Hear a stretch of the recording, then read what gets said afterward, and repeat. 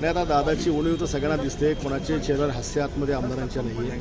नेहमीसारखे आमदार जे एकमेकाची गंमत करतात, मजाक करतात, तो आज क्षण पाहायला मिळाला नाही.